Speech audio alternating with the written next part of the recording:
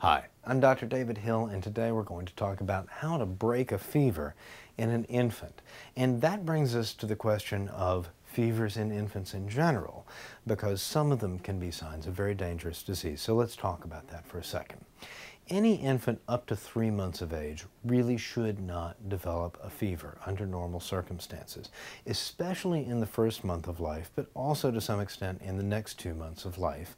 A temperature over 100.4 degrees taken in the rectum could suggest a serious life-threatening illness. So that's a baby that you want to bring to medical care immediately. There's a good chance that baby's going to require hospitalization for a day or two while the doctors make sure that he or she does not have a serious life-threatening illness.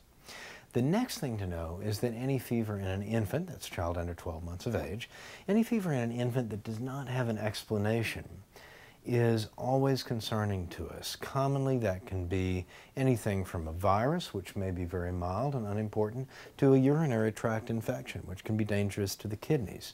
So if your child has a fever before 12 months of age and it's not clear why, then you still need to bring that child to medical attention so the doctor can try and figure out where the fever is coming from. Let's look at a third case where you have a child who's over 3 months old and has an obvious source for a fever, usually a cold, runny nose, cough, goopy eyes. They might have a little bit of vomiting or diarrhea, mild. What are you going to do about that? Well, it depends how high the fever is. If the fever is over 105 degrees, you really want a medical provider to see that child immediately. Why? Not because the fever is going to hurt him. There's this belief that some people have that fever will fry the brain or cause permanent brain damage.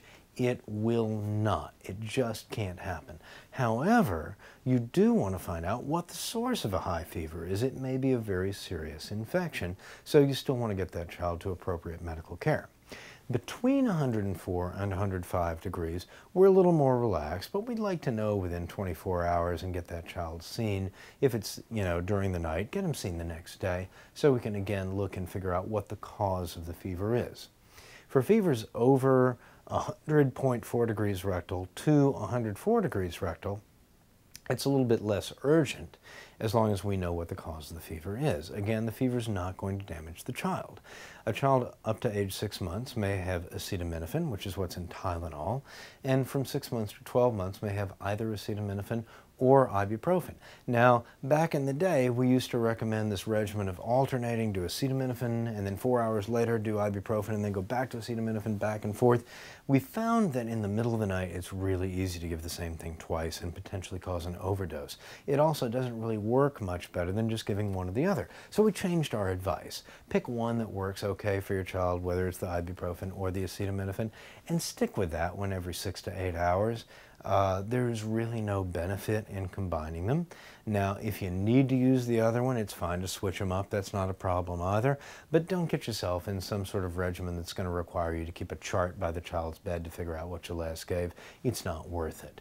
You can use a tepid bath. You don't want to pour the child in a bath full of ice water. Again, the fever is not going to harm the child. So you don't want to make the child desperately uncomfortable trying to get rid of the fever. But a sort of a lukewarm, coolish bath may help the baby feel better and may bring the fever down a little bit and get everybody a little bit more rest. So talking about treating fever in an infant, I'm Dr. David Hill.